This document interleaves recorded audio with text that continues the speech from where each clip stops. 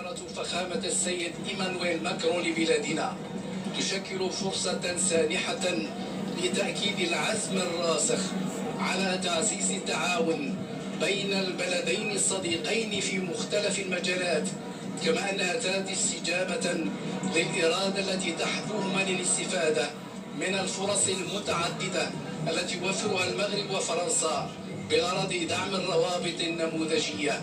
من شأن هذه الزيارة أن تضع الأسس لشراكة استراتيجية متجددة ستتيح للعلاقات الثنائية دخول مرحلة جديدة عبر إقامة حوار سياسي مكثف إلى جانب شراكة اقتصادية جديدة وبرنامج طموح على جميع المستويات يترجم هذا الاستقبال الشعبي عمق الصداقة بين شعبين تحثهما رغبة ملحة في تطوير العلاقات الثنائية خدمة للمصالح المشتركة.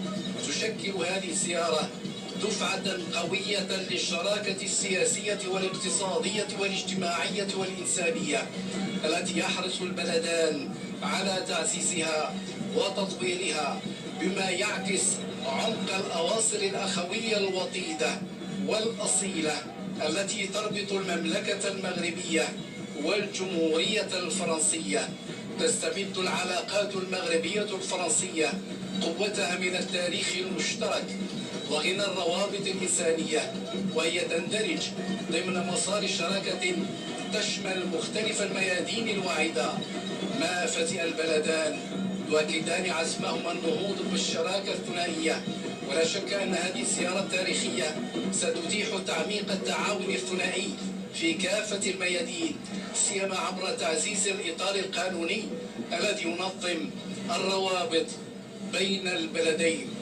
الرغبة والالتزام والعزيمة هي مفاتيح الزخم الذي تعرفه العلاقات الاقتصادية بين المغرب وفرنسا، وهما البلدان اللذان أدركا كيفية الاستفادة من تكاملهما من أجل بناء شراكة مثالية.